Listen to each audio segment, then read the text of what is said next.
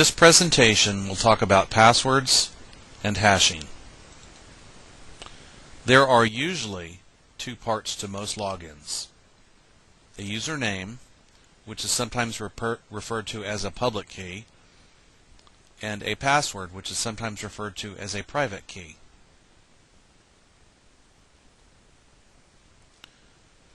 Login credentials are sent to a resource, which could be a server or a printer or pretty much any other resource on the network. And the reason for this is that the person can log in and become validated. So the person then has rights to use that resource. Now, it might not even be a person that's logging in. It might be some other resource. When a server or some resource receives login credentials, it compares them to the ones in its database, and it looks for a match. If a match is found, the user or resource is validated. There is a huge security risk in sending a password over the wire to a server or resource. And this security risk is due to some people can be listening on the wire with a software package called a sniffer, and they can actually intercept all the traffic and watch for these password packets. If your password is sent to the server just as an unencrypted text word, it can easily be picked up. Passwords are typically hashed, and then the hash is sent over the wire, not the password itself. And hashing is actually a one-way process. They can't be reversed. So the server hashes the password that was originally set up and stores the hash in its database. Then when it gets the hash, it can compare the hash in its database with the hash that it got. In this way, you're not sending the unencrypted password over the wire. So now let's talk about cracking. In order to crack passwords, a list of hashes must be retrieved somehow from the server. And there are lots of tools to do this, Ophcrack, and so forth. Anyhow, these hashes are paired with usernames, and hashes can be either cracked with a dictionary attack or a brute force attack. So a dictionary attack works like this. They always start with a word list. Then it goes through, the cracking program goes through the word list, and it hashes each word. Once each word is hashed, then it compares these hashes, one at a time, with the hash that is being cracked. If a word that was just hashed matches the hash that you're trying to crack, then you have a match. And the match means that you know what word you hashed to get that hash, so you know the password. Brute force attacks are a little bit different. A brute force attack tries every conceivable combination of characters in order to crack the password.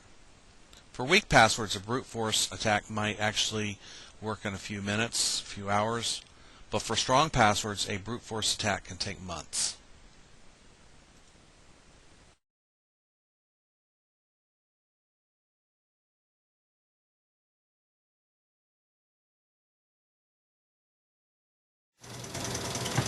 Hey guys, I hope that the previous PowerPoints and Tech Talk have provided you with a good foundation of the general knowledge, the information that we've been talking about. But now I'm going to talk about how to actually perform the actions that are necessary to recovering passwords using these programs.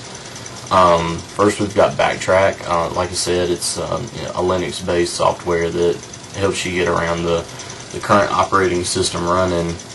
And you can do this by inserting the DVD at startup, and then you boot from that disk. And once you're running Backtrack, you'll use the program to save the SAM files to a flash key. These SAM files are what holds the passwords for all the usernames that are used to log on to the computer. And once you have the SAM file saved to your flash key, you can restart the computer and eject the Backtrack disk, and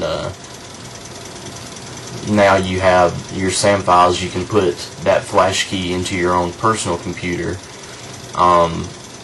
which will then allow you to view the hashes that are used for the passwords.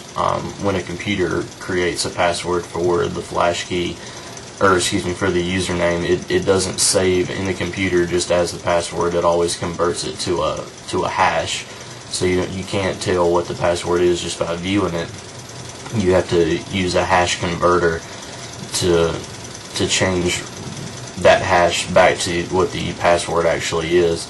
So you can get a hash converter at one of our sites. It's grayhatplayground.com.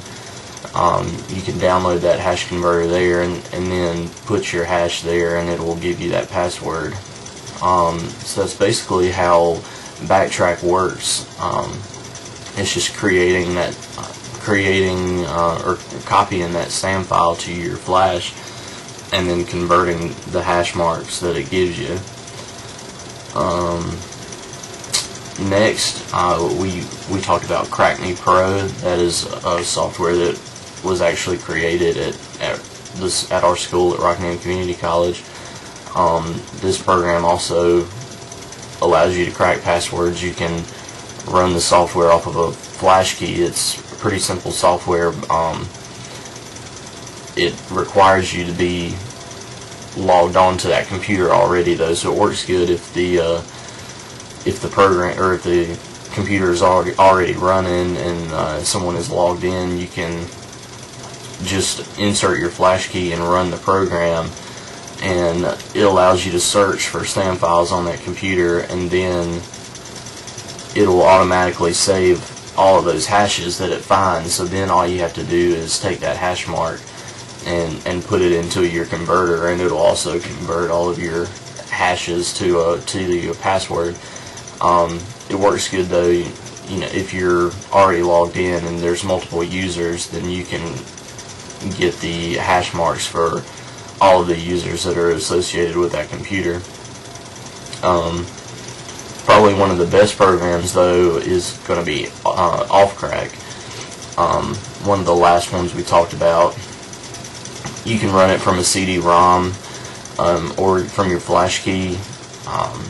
It's pretty easy program. You just install the disk and you boot it at startup, and then once the CD boots, it'll automatically run and load everything.